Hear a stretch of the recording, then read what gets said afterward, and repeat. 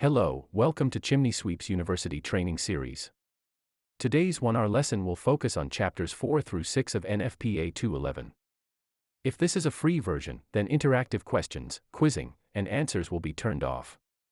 If this is a paid version for continuing education unit or certification requirements, then you will be in a full interactive version.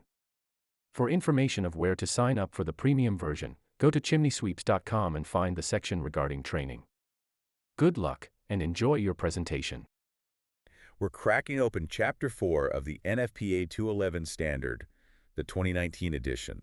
And just so you know, we're going to stick to just this chapter for today's deep dive. Really get into the specifics of what it says. Sounds good to me. This chapter focuses on how to make sure those systems are running safely. And to help us break it all down, I've got our resident expert here ready to answer all my questions about chimney and venting systems. Well, I wouldn't say I have all the answers, but I do find this stuff pretty interesting. Well, that's all that matters. Now, let's jump right in. Chapter 4 starts off talking about draft systems, which I have to admit, I didn't even know there were different types of draft systems before I read this. So can you kind of explain that for us? Like, what are the different types? Sure. So you've got mechanical draft systems. These systems use fans to move those combustion gases, kind of like a fan at the bottom of your chimney pushing the exhaust up and out. That's what we call forced draft. Then you've got induced draft. That uses a fan at the top to pull those gases out. So it's like a vacuum cleaner for your chimney. Exactly. Yeah, mechanical draft. Got it. And I noticed that the standard is really big on safety features for those mechanical systems. Why is that? Well, with mechanical systems, there's always that chance something could go wrong. Power outages, that sort of thing. So NFPA 211, they're really strict about backup systems, especially for like fireplaces where you're actually manually lighting a fire. Right. If the fan stops, you need another way to vent those gases, right? Make sure everything stays safe. You can't just flip a switch off for a wood-burning fireplace. Exactly. Okay. All right, so we've got the mechanical draft, but then what about natural draft? How does that even work? Natural draft. It's pretty neat, actually. It basically uses the principle of hot gases rising. Pretty simple, really. Okay. As those gases heat up, they become less dense than the air around them, and they naturally flow up and out of the chimney. It's like a built-in safety feature, you could say. So it's kind of like a fail-safe. Yeah, pretty much. But there's a catch. The chapter specifically mentions that natural draft is super important for appliances where you can't just stop the combustion by shutting off the fuel supply. What does that mean? Right, that's kind of a strange concept. What are they talking about there? Well, think about something like an incinerator. You can't just, flip a switch and stop the burning once it's going. You need a way to keep those gases moving even if the power's out, right? Oh, right. Yeah. And that's where natural draft chimneys come in. They're always there, working in the background, keeping things safe. Got it. So it's not just about fireplaces. Nope, it's about all sorts of appliances. Okay, well, let's talk about chimney height now. Or, as the standard calls it, chimney termination. This is where things get a little visual, right? Yeah, they actually have diagrams in the standard. Like, figure 4.2 shows you exactly how high that chimney needs to be. I know, I thought that was so cool. Who knew a building code could have illustrations? But, so basically, your chimney has to be at least 3 feet above where it comes through the roof, but there's more to it than that, right? Right. There's this thing called the 10-foot radius rule.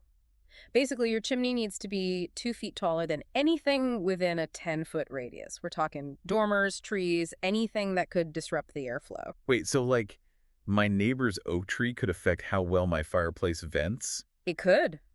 It could create downdrafts, push those harmful gases right back into your house. Not good. That's crazy. I never would have thought about that. So improper height can lead to poor combustion, right? Yeah, you could get soot buildup, reduced efficiency, and even, dangerous gases backing up into your home. Okay, so those height requirements are definitely not just about aesthetics then. Nope, they're about safety, first and foremost. Now, the chapter also mentions something called enclosures for interior chimneys. What's that all about? Well, they're talking about chimneys that run through interior spaces in homes, like through a closet or storage area, even sometimes a living space. Those need to be enclosed for safety. Okay, so is that just to, prevent burns if someone accidentally touches the chimney? Or is there more to it than that?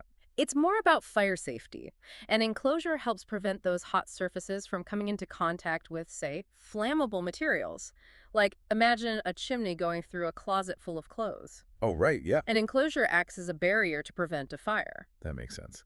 So how does the standard actually regulate these enclosures? They get pretty specific. For example, there's Table 7.2 in the standard. It lists the minimum clearances you need between the chimney and the enclosure. This makes sure there's enough airflow and heat can dissipate properly. So it's not just like slap any old enclosure around it. There are actual rules. Oh yeah, there are definitely rules. NFPA 211 is all about the details, making sure everything's safe. You know, going through all this really makes you realize how much thought goes into something as simple as a chimney. I mean, there's a lot of engineering involved. And speaking of engineering, the next section on lining support gets into some pretty intense temperature stuff, right? Yeah, that's where we start talking about some serious heat. This section focuses on specific types of chimney liners, the ones made of castable or plastic refractories. And it lays out how you need to anchor them to make sure they stay put, even when things get really hot. And that's where we see just how much heat these systems have to handle. The standard talks about steel anchors that can handle 1,500 degrees Fahrenheit. 1,500 degrees, that's incredibly hot. These systems are dealing with some extreme temperatures. Yeah, it's like, whoa, that's hot. So we've covered draft systems, chimney height, and enclosures. Where do we go from here? What's next in our Chapter 4 adventure? Well, next up, we're going to take a closer look at the construction of the chimneys themselves. We'll start with metal chimneys, then move on to factory-built chimneys, and see what the standard has to say about them. Sounds good to me. So stick with us as we continue our deep dive into the world of chimneys and venting systems. Welcome back to our deep dive. Last time, we talked about draft systems and why chimney height is so important. Right, those are pretty key concepts. Now we're getting into the actual construction of chimneys themselves. Yeah, the nitty-gritty of how these things are built. And we're starting with metal chimneys. Makes sense. They're pretty common. So one thing I noticed in the standard is this distinction between listed and unlisted metal chimneys. Oh, yeah, that's an important one. What's the difference there? Does it have to do with, like, safety testing or something? You got it. A listed metal chimney has been through rigorous testing by a third-party organization like UL. UL. They make sure it meets all the safety and performance standards. Think of it like a seal of approval. You know, you see that UL mark. You know it's been vetted. So if a chimney is unlisted, does that mean it's unsafe? Not necessarily. It just means it hasn't gone through that independent verification process. Okay, so it might be safe, it might not be. It's kind of a gamble. Well, the good news is NFPA 211, it provides guidelines for both listed and unlisted chimneys. Oh, that's good. So there's at least some baseline there. Exactly. Yeah. So whether a chimney has that fancy certification or not, there are still rules to follow. Okay, so let's talk about those rules. We already talked about chimney height in general, but are there specific rules for metal chimneys? Yeah, there are. Section 8.2.1 of the standard, it lays out the requirements for unlisted metal chimneys, specifically the ones used for residential or low-heat appliances. Okay. And the rules are pretty similar to what we discussed before. They got to extend at least 3 feet above the roof Right. and 2 feet higher than anything within that 10-foot radius. So it's the same height rule, whether it's masonry or metal. Yep, pretty much. Got it. Ugh. Now, what about clearances for metal chimneys? The standard has a whole section on that, right? Section 8.2.2.2. That's right. Metal chimneys, they can get really hot, you know? So Yeah. making sure there's enough space between the chimney and anything that could catch fire, that's crucial, like wood framing, insulation, that sort of thing. Yeah, it's basically like a safety zone around the chimney. Exactly. Keep those flammable materials far, far away. I even saw a section about what to do if your metal chimney goes through a roof made of something flammable. Like, what if your roof is made of wood shingles? Ah, you're talking about section 8.2.2.2.5. That's the one. In those cases, you got to use something called a ventilating thimble. A ventilating thimble. Okay. It's kind of like a protective sleeve, usually made of galvanized steel or some other corrosion-resistant metal. So it's basically like a heat shield between the chimney and the roof. Exactly. And if you look at the diagram, figure 8.2.2.2.7, it shows you exactly how this thimble needs to be installed.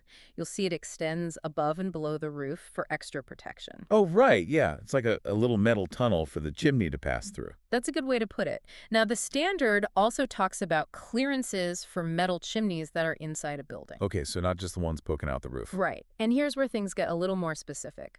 Section 8.3.3.2.4 says that if you've got an interior metal chimney that's bigger than 18 inches in diameter, Okay. it needs to be at least 4 inches away from any wall that's made of a non-combustible material. 4 inches, all right. But if the chimney's smaller, 18 inches or less, then you only need a 2-inch clearance. So basically, bigger chimney, bigger clearance. Exactly. Bigger chimney means more heat, so you need more space to keep everything safe. Makes sense. Now, things get even more intense when we start talking about metal chimneys for high heat appliances. Yes, the heavy-duty stuff. What kind of appliances are we talking about here? Think industrial furnaces, boilers, things that operate at extremely high temperatures. They need chimneys that can really take the heat. Okay, yeah, that makes sense. Those are some serious appliances. And that's where Section 8.4.1 comes in. It lays down the law for these high-heat chimneys. So, what kind of special requirements do they have? Well, for starters, the lining needs to be tough, like really tough. The standard specifies high-duty fireclay brick or an equivalent material, and it needs to be at least 4 inches thick. 4 inches, that's a serious liner. It is. We're talking about some serious heat resistance here. And notice how the standard references specific ASTM standards for those materials. Oh, right, yeah. That's to ensure they meet the performance requirements for handling those extreme temperatures. So it's not just any old fireclay brick. It's got to be the good stuff. Exactly. Got to use the right materials for the job. All right, so we've covered draft systems, chimney height, clearances for masonry, and metal chimneys. What's next? Yeah, what else does Chapter 4 have in store for us? Well, before we move on, there's one more type of chimney we need to talk about. Factory-built chimneys. Factory-built. So those are different from the ones we've been talking about. Yeah, they're kind of a different beast altogether. Think of them like prefabricated units, often made of metal. They come with insulation and a liner already built in. It's like a chimney in a box, ready to go. Oh, that sounds pretty convenient. It is. But of course, the standard still has a lot to say about how they need to be constructed and installed. Of course, there are always rules. Always. Chapter 4 dedicates a whole section to factory-built chimneys, starting with Section 8.6. It covers everything from the materials to the clearances to how they connect to the building. So even though they're prefabricated, you still got to make sure they're installed properly. Absolutely. And speaking of clearances, Section 8.6.5.2 talks all about clearances to combustible materials for factory-built chimneys. Just like with other types of chimneys, those clearances can be reduced if you use listed protection systems. Right, like those heat shields and insulation we talked about. Exactly. So no matter what type of chimney you're dealing with, safety is always the top priority. And one more thing I wanted to mention about factory-built chimneys, they need to be labeled, like specifically labeled. Labeled? What do you mean? Section 8.6.1.1, it says every factory-built chimney needs to have a permanent label with all the important info, manufacturer's name, model, the listing agency that certified it, all that good stuff. So it's like a little ID card for the chimney. That's a great way to put it. That way, inspectors and homeowners, they can quickly verify that the chimney meets all the safety standards. Makes sense. Okay, so we've covered metal chimneys, factory-built chimneys, all sorts of details about their construction and installation. What else is there? What's next on our Chapter 4 adventure? Well, now it's time to talk about the connectors. You know those things that link the appliances to their chimneys or vents? They might seem simple, just pipes, really. But there's a lot more to them than meets the eye. And Chapter 4 has a whole lot to say about them. All right, well, let's dive into the world of chimney connectors then. Stick with us as we uncover how these seemingly simple components play a crucial role in keeping our homes safe and warm. All right, welcome back to our deep dive into Chapter 4. We're talking connectors today. Yeah, those essential links between your appliances and the venting system. Right, they're the bridge, basically, between where the combustion happens and where those byproducts get safely removed. Exactly. So pretty important little pieces of the puzzle. And it looks like Section 9.2 gets right into it, talking about the materials for these connectors. It's all about using materials that can take the heat, right? Oh, absolutely. You got to think. Different appliances, they produce different types of combustion gases, and those gases can be at different temperatures. Yeah, that makes sense. The materials for the connectors, they need to be able to handle whatever's coming their way. You know, prevent corrosion, leaks, all those bad things. Right, and we don't want any fire hazards. Speaking of which, I noticed Section 9.5 gets into clearances for connectors, how far they need to be from anything flammable. Ah, yes, clearances. That's always a big one. It's all about creating that safety buffer zone. You don't want that heat from the connector igniting anything nearby. And luckily, the standard has a handy-dandy table for that. Table 9.5.1.1. That's the one. Lists all the minimum clearances for different appliances and connector materials.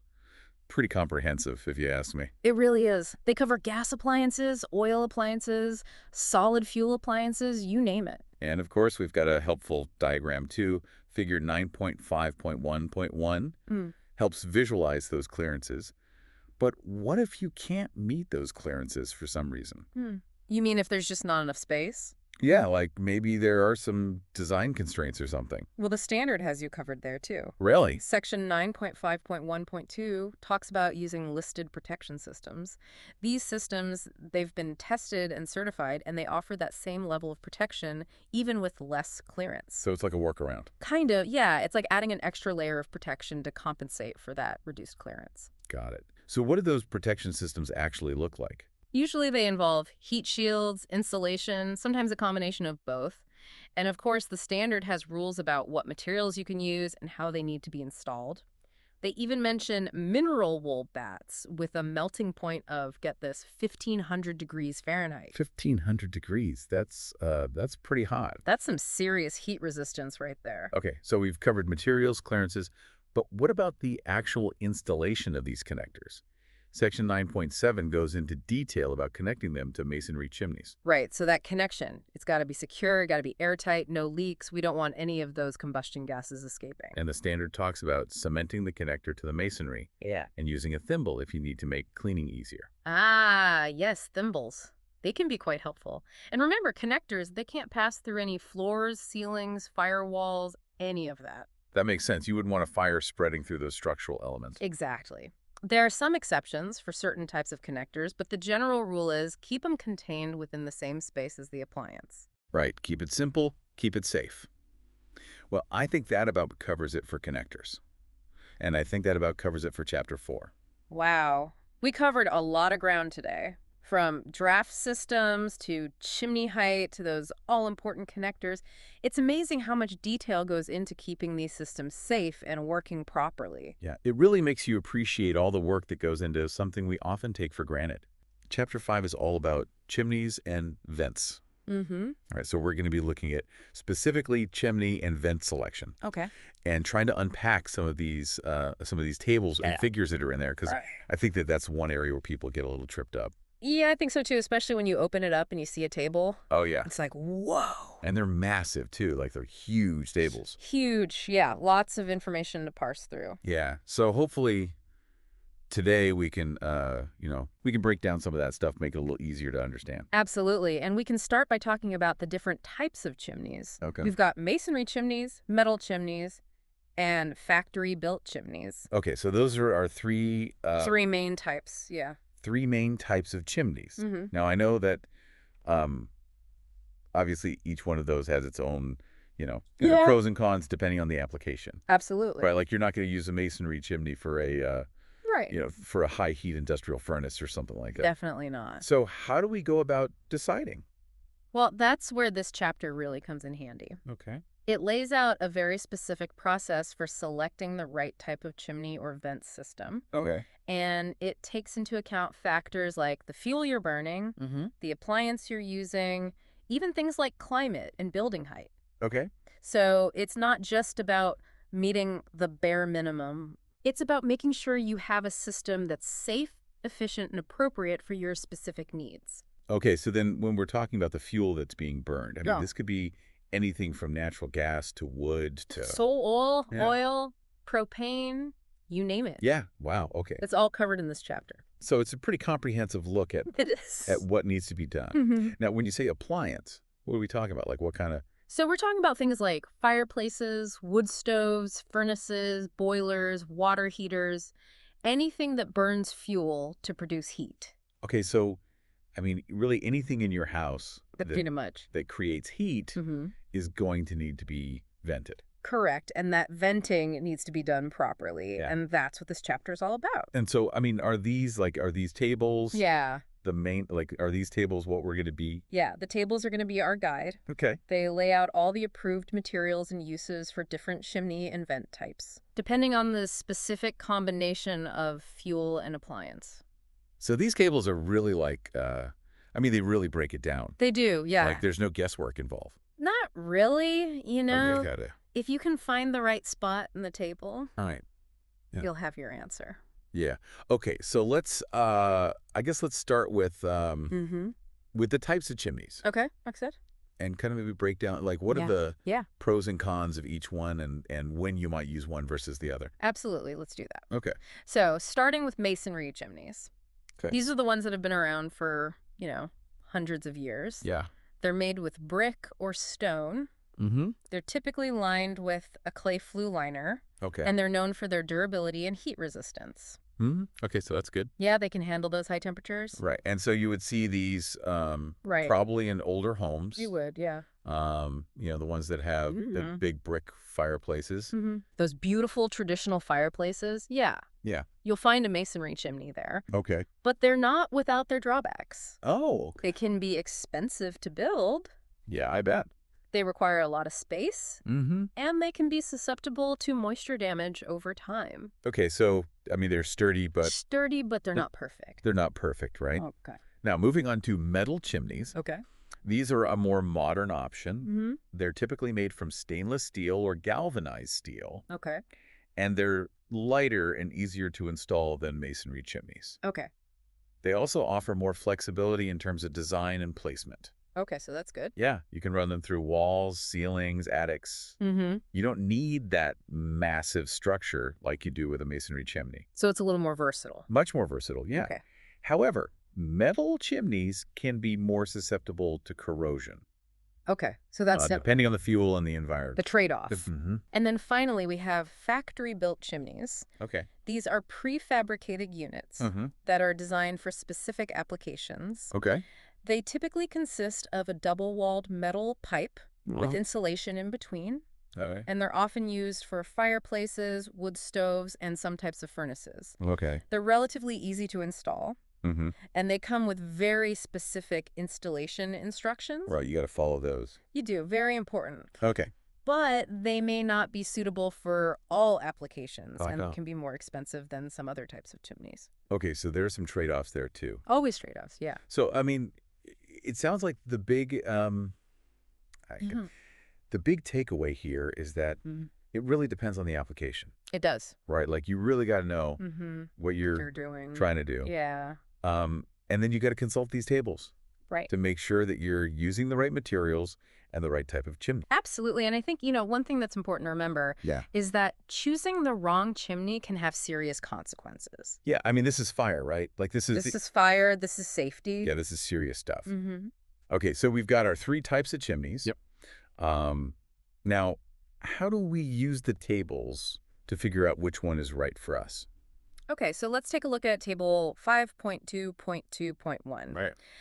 This table is all about chimney materials and uses. Okay. And it breaks things down based on the fuel type and the appliance category. Okay. So let's say you're installing a wood-burning fireplace. You would look under the fuel column for wood, Right. and then find the row for fireplace in the appliance category. Okay. The table will then tell you which chimney materials are approved for that specific combination. Yeah. And it might give you options, like you could use a masonry chimney Good. with a clay liner, or you could use a factory-built chimney that's specifically listed for wood-burning fireplaces. Okay, and so, I mean, it sounds like, you can't just go to the store and be like, oh, you need a chimney. Yeah, I need a chimney. You got to know what you're It doesn't work that way. looking for. Okay. Now, there's another table 5.2.3.2, that covers vents. Okay, and so what's the difference between a chimney and a vent?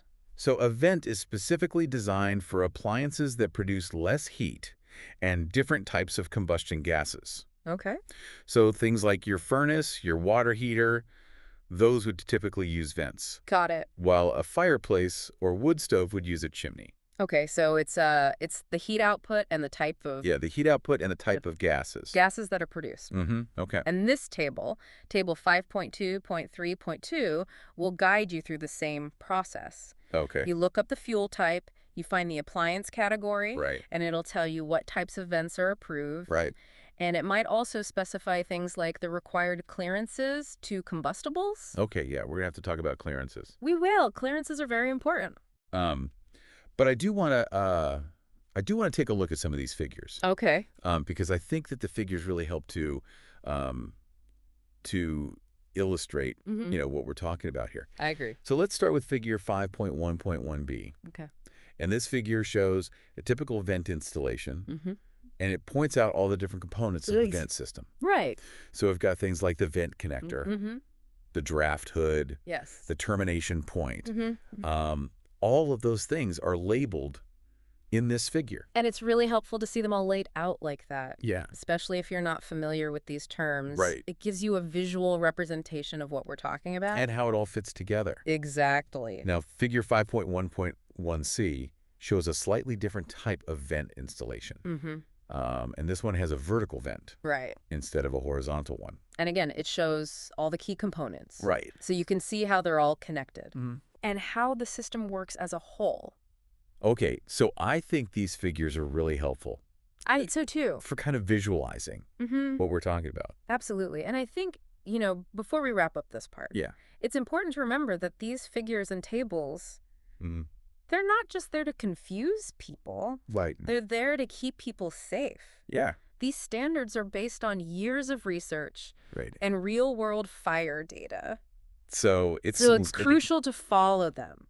Someone sitting in an office. Right. Making stuff up. No, definitely not. Yeah. Okay, They're so there for a reason. we've talked about the types of chimneys. Yep. We've talked about how to use the tables to select the right type. Right. We've looked at some figures that illustrate different vent installations. I think this is a good foundation I agree. for us to move forward. Absolutely. And start to really dig into the nuances, the details of each one of these chimney types. Yeah. And how to make sure that we're installing them correctly. Sounds good. All right. Let's do it. So we'll pick this up in the next part of the D-Dive. Looking forward to it. Okay, great. All right. All right, so we've laid the groundwork, talked about the different types of chimneys, how to use those tables to pick the right one, and even got a visual with those vent installation figures. But now, let's roll up our sleeves and get down to the nitty-gritty. What are some of those finer points, those nuances we need to be aware of when it comes to chimney selection? Well, one thing we really need to emphasize is that those tables we talked about, they're not just random suggestions, They're based on some serious science and testing. Okay, so there's a reason behind all those numbers and specifications. Absolutely. Take those clearance distances, for example. Those are there to prevent fires. We're talking about channeling incredibly hot gases. Right, you don't want that heat transferring to anything flammable. Exactly. And different materials have different heat transfer properties, different abilities to withstand those temperatures. That's where those tables come in. They tell you what's safe to use based on years of research and real-world fire data. So it's not just about picking something that looks sturdy, it's about choosing the right material for the job. Exactly. And the wrong material can corrode, deteriorate, lead to cracks, leaks, and that's when things get dangerous. Okay, that's making a lot of sense. I'm seeing things like clay flue liners, stainless steel. What's the deal with those? Well, a liner is like the inner layer of the chimney, the part that's in direct contact with those hot gases. Clay liners are great for high temperatures, like those from a wood-burning fireplace, super heat resistant, but they can be a bit vulnerable to moisture. So that's where stainless steel comes in. Right. Often used for gas appliances because it can handle those corrosive byproducts of gas combustion. Plus, it's pretty darn durable. It's like choosing the right tool for the job. Exactly. And those tables are your guide. They make sure your chimney is both safe, and built to last. All right, so materials matter. What else should we be paying close attention to? Well, remember those figures we looked at earlier? They show all those different components of a vent system, things like the vent connector, the draft hood. Right, those diagrams were really helpful for visualizing how it all fits together. And it's important to understand why those components are there. Take the draft hood, for example. It's basically a one-way valve. Okay, and what does that do? It makes sure those combustion gases go up the vent and OUT of your house, not back in. So it's all about safety. Absolutely. It's about those seemingly small details that make a big difference. Okay, so we're seeing that those figures are more than just pretty pictures. They're packed with information. What about those figures that showed different types of chimneys, not vents. Ah, yes, those are great for understanding the differences between, say, a single wall and a double wall metal chimney. Single wall, double wall. What's the difference and why should I care? Well, think of it this way. A single wall chimney is like wearing a light jacket, good for mild weather. But when things heat up, you need something more heavy duty, like a parka. That's your double wall chimney. So it's about insulation? Exactly. That double wall construction has an airspace in between, acts as a thermal barrier, and keeps things from getting too hot. Ah, that makes sense. It allows for smaller clearances to combustibles, which can be a lifesaver in tight spaces. So that's why the figures emphasize those clearances. You got it. It's all about matching the chimney construction to the heat output and keeping things safe. Okay, so far so good. Now, what about supporting those chimneys? I see all these brackets and straps in some of those figures. Right. Chimneys, especially the taller ones, need to stand up to wind, maybe even seismic activity, depending on where you live. So it's not just about fire safety, it's about making sure the whole thing doesn't topple over. You got it. Those figures show you the support and bracing details, keeping things stable and secure. Man, this is so much more than I ever realized. And we haven't even talked about what happens when a chimney needs to go through a roof. Oh, right. That seems like it would add a whole other layer of complexity. It does. You need to make sure that penetration is properly sealed and fireproofed. So it's not just about connecting the pipes. It's about making sure everything is properly spaced, sealed, protected. You're getting it. It's all about creating those layers of safety and following those standards to a T. Okay, so we've covered types, materials, clearances, support systems, roof penetrations. Whew. Is there anything we've missed? Well, we could talk about those clearance reduction systems. Remember those? It's like a way to create a safe zone without having to move the chimney further away from things. Oh, right. You mentioned things like listed wall shields. How do those work? Imagine a heat shield, something that reflects that heat away from flammable materials. That's your listed wall shield in a nutshell. So you can safely install a chimney closer to things like wood framing. Exactly. But, and this is a big but, they need to be listed. That means they've been tested and certified by an independent organization. You can't just slap any old piece of metal up there. Got it. Safety first. What about those ventilated air spaces? Those are all about creating airflow. So the air circulation carries the heat away. Exactly. Like a mini chimney effect within the wall cavity, drawing that heat away and venting it safely. Pretty clever. Yeah. Now, before we move on to vents, I'm curious about those factory-built fireplace chimneys. They seem to be pretty popular. Anything specific we need to know about installing those? Those prefabricated units are great, but they need to be installed just right. And luckily, the figures show us different scenarios through a roof, an attic, even with an offset if needed. So even with those pre-made components, you can't cut corners. Nope. It's all about following those manufacturer's instructions and those safety principles we keep talking about. Okay, back to vents then. We talked about those clearance tables, but are there figures that can help us see what those clearances actually look like? Absolutely. For example, there's a figure that shows a typical Type B gas vent installation. Okay, so we're seeing those clearances for the vent itself, the connector, the draft hood. Mm-hmm. Same idea as with chimneys, right? Yep, creating those safe zones. Even that vent termination needs clearance from the roof sheathing. I'm sensing a theme here. Clearances, clearances, clearances. It's all about those buffers. Now, how does that Type B gas vent compare to, say, a Type L vent? Good question. What is the difference between those two? Think of it this way. Type B is like a heavy-duty oven mitt, handling those really hot gases.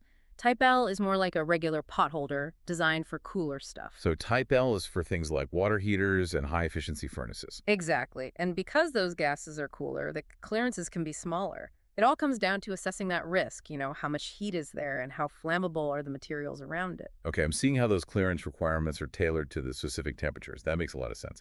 But there's one more type of venting I wanted to ask about. Direct vent appliances. Those seem different. They are a bit different. Imagine a system that doesn't rely on a traditional chimney or vent at all. That's your direct vent appliance. So where does the air come from, and where do the gases go? It draws combustion air from outside and exhausts those gases directly outside as well. It's like a self-contained system.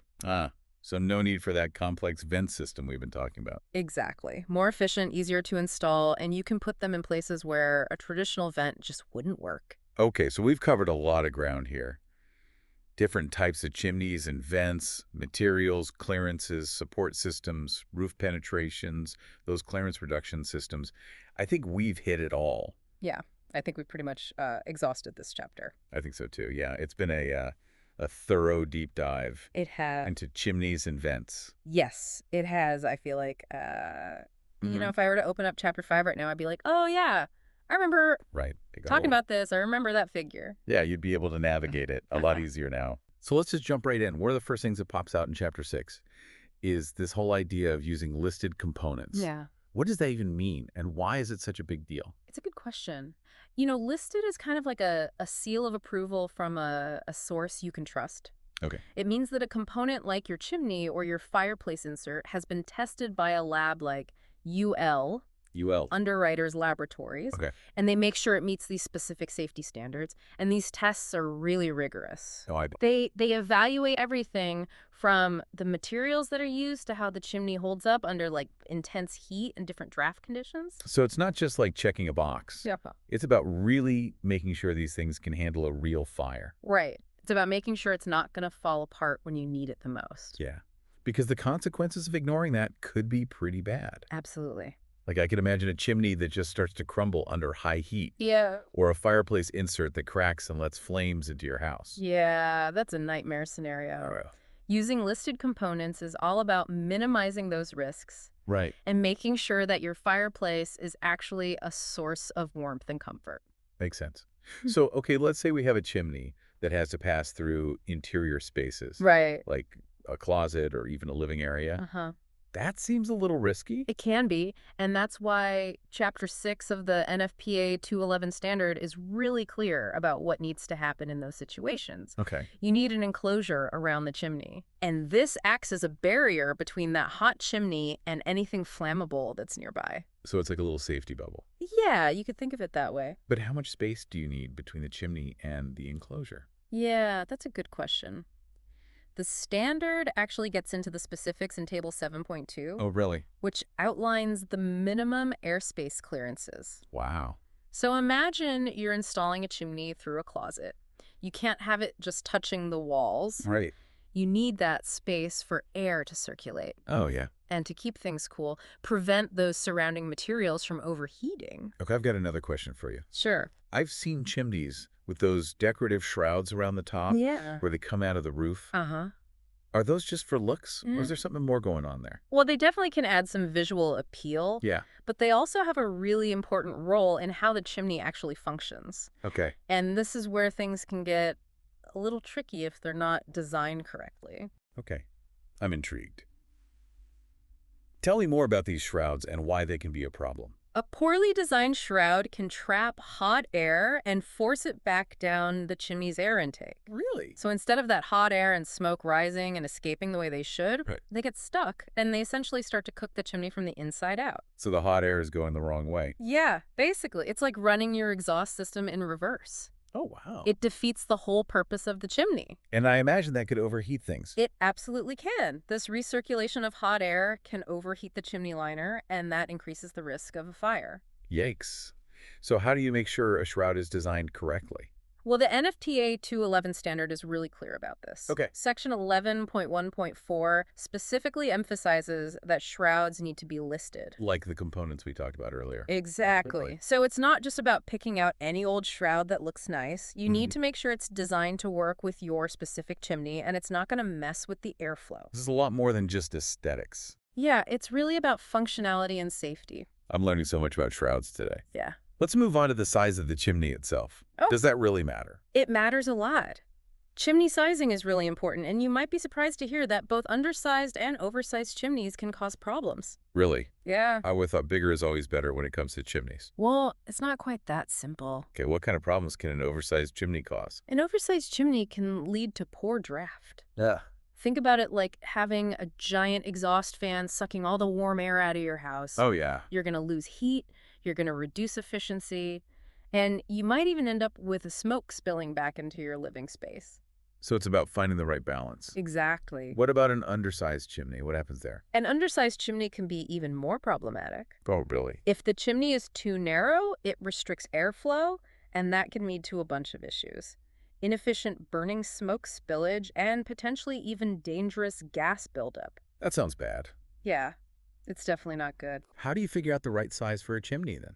Well, there are a few factors that come into play, but the NFPA 211 standard gives some helpful guidance. Okay. For unlisted metal chimneys, for example, it advises following the appliance manufacturer's instructions, Makes sense. and also relying on good engineering practices or using other approved methods. So you really got to consult those manufacturer instructions. Yeah, they're really important. Okay, this is all making me realize that chimney installation is not a DIY project. You're right. It's not something to take lightly. There's a lot more to it than meets the eye. Definitely. And safety is the top priority here. Absolutely. All right, so we've talked about using listed components, Uh-huh. the importance of enclosures for those interior chimneys, Right. the tricky issue of shrouds and making sure the chimney is the right size. Yep. Is there anything else crucial in Chapter 6 that we should know about? Well, we should definitely talk about the specific requirements for installing those factory-built chimneys, because there are quite a few details outlined in Chapter 6 that are designed to make sure everything's done safely and correctly. I'm ready to keep learning. Great. One of the biggest things to remember is that these factory-built chimneys need to be installed according to the manufacturer's instructions. Yeah, that makes sense. You wouldn't build like a piece of furniture without looking at the instructions first. Exactly. The manufacturer knows their product best, Right. and they've outlined specific steps and requirements to make sure it works the way it's supposed to. So what kind of things are we talking about here? What do those instructions usually cover? They cover things like how to support the chimney properly, how to connect it to the appliance, how to seal all the joints so you don't have any leaks, Yeah. and they'll also specify clearances from combustible materials. Clearances. Didn't we talk about that with enclosures? We did. But it's not just about the space around the enclosure. The chimney itself needs to be a certain distance away from anything that could catch fire. Because it gets so hot. Exactly. It gets incredibly hot, and you don't want that heat transferring to nearby walls, ceilings, roofing materials, anything like that. It's like you're building a safety zone around the whole chimney system. Yeah, that's a good way to think about it. So if I was ever thinking about installing a chimney myself, which I'm not, Good. I'd grab those instructions and study them like it was a final exam. Absolutely. And if you're ever unsure about anything, it's always best to consult with a professional. Always good advice. Now going back to those clearances for a second. Yeah. How do those actually work? Well, they vary. The required clearances depend on a few things, like the type of chimney, the type of appliance it's hooked up to, the materials used in the surrounding construction. So there are a lot of factors. Yeah, it's not a one-size-fits-all situation. You really have to think about the specifics of your installation. Exactly. And that's why having a good understanding of the NFPA 211 standard is so important. Yeah, it seems like it lays out a really comprehensive framework. It does. It's all about making sure chimney installations are done safely and effectively. Chapter 6 is full of essential information, it seems like. It really is. And it's not just about installation either. It also covers things like maintenance and inspection. Oh, that's right. Chimneys need regular upkeep. They do, just like any other part of your house. What does Chapter 6 say about maintenance? It really stresses regular inspections and cleaning. I bet. Over time, soot and creosote can build up inside the chimney. Yeah, I've heard of that. And that's a fire hazard. So regular cleaning helps to remove those deposits. So it's not just installing it and forgetting about it? To stay on top of it. To keep things running smoothly. That's exactly. The NFPA 211 even has recommendations for how often you should have those inspections and cleanings done. Oh, really? It depends on things like what kind of appliance you have and how much you use it. I bet a lot of people don't realize how important that is. You're right. And unfortunately, neglecting chimney maintenance can have some really serious consequences. Like what could happen? Well, a chimney fire can cause a lot of damage to your home. Oh, yeah, I can imagine. And it can spread to other areas if it's not contained quickly. Definitely not something to mess around with. Nope. Regular inspections and cleanings are a small price to pay for peace of mind. I think you're right. Mm. Well, I'm feeling a lot more knowledgeable about chimney safety now. Me too. Yeah, And I think it's important to remember that fire safety is something you have to be proactive about. absolutely. Oh, Okay, let's recap what we've learned about factory-built chimneys from Chapter 6. all right. First thing, always follow those manufacturer's instructions. Super important. They're like your Bible for a safe installation. Yeah. And remember, those clearances, both the chimney and its enclosure, need to be a safe distance away from anything flammable. Yep. And then we talked about those shrouds. They got to be specifically listed for your chimney system to make sure that hot air doesn't get trapped. Right. And of course, don't forget about the ongoing maintenance. Inspections and cleanings are key. Can't forget about those. Seems like a lot to keep in mind, but it all boils down to safety. It really does. And working with qualified professionals can give you that peace of mind knowing that your fireplace is operating safely. Well said. Yeah. Okay, one last question for you. Sure, we've talked a lot about current standards and best practices, but what about the future? How do you think new building materials and technology will impact chimney design and regulations down the line? That's a great question. We're already seeing a shift towards more energy-efficient homes and appliances. Right. And that's definitely going to affect future chimney designs. We might see more chimneys with heat recovery systems built in. Oh, wow. So you could capture and reuse that heat that would normally just go up the flue. Exactly. Why waste all that energy? Yeah, that would be amazing.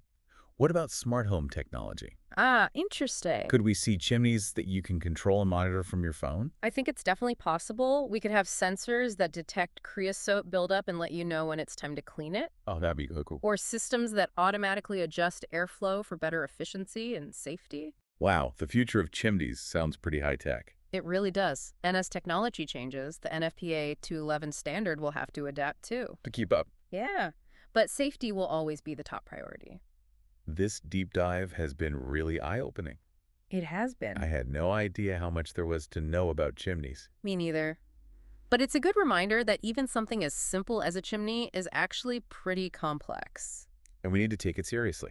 Absolutely. Yeah, it really is amazing how even something like a chimney is changing with technology. It is. It shows how important it is to keep learning about building practices and safety standards. Yeah, I think this deep dive has been awesome. Me too. We covered so much about factory-built chimneys. Yeah, we did. From using listed components to understanding clearances and those tricky shrouds. Right, and of course all that maintenance stuff. Yeah, that's crucial. So if anyone out there is thinking about putting in a new chimney, or even just making sure their old one is safe, right. I'd definitely say check out the full NFPA 211 standard. And maybe talk to a professional too. Yeah, good advice. You can never be too careful when it comes to fire safety. Nope. Well, thanks for joining us on this journey through Chapter 6. It's been fun. Until next time, everyone stay warm and stay safe.